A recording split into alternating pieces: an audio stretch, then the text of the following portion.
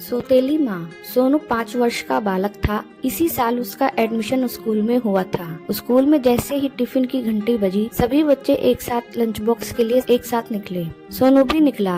वह भी टिफिन खोल के लंच करने लगा। उसके बगल से टीचर गुजरे। अरे सोनू, तुम टिफिन में क्या लाए हो? सर, मैं बासी रोटी और चीनी लाया हूँ। तुम बासी रोटी खाते हो? हाँ सर, मेरी नई मम्मी कहती है बासी रोटी खाने से दिमाग तेज होता है, इसलिए मैं बासी रोटी खाता हूँ। दूसरे दिन भी सोनू बासी रोटी ही खा रहा था।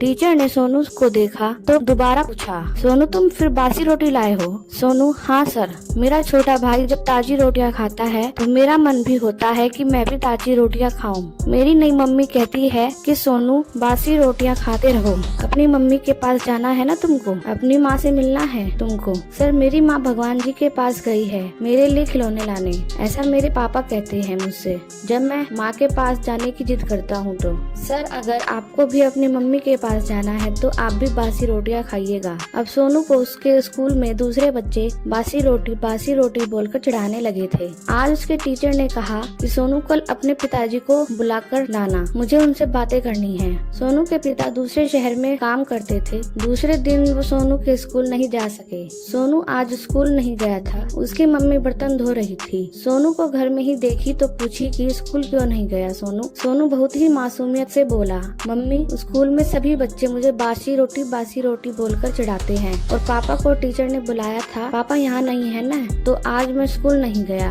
वह आगे बोलता गया, मम्मी, मैं इतने दिनों से बासी रोटी खा रहा हूँ, भगवान जी मुझे लेने क्यों नहीं आए? तुम तो कहती हो कि बासी रोटी खाने से मुझे मम्मी मिल जाएगी, भगवान जी मुझे लेने आएंगे। पर अभी तक इतना सुनते ही उसकी नई मम्मी बर्तन धोना छोड़कर लपट कर उसे गोद उठाई, जैसे वही उसकी माँ हो। चूमने लगी, इतना चूमने लगी जैसे वर्षों से कोई बिछड़ी हुई माँ अपने बच्चे से मिली हो। उसकी ममता जाग गई थी। वह उसे प्यार करने से खुद को रोक न सकी। आज एक सौतेली माँ के दिल की कालिख धुल गई थी। बहुत देर तक वह रोती रही, उसे चूमती रही। आंखों से बहते आंसुओं के साथ उसके भीतर बैठी सौतेली माँ बह चुकी थी।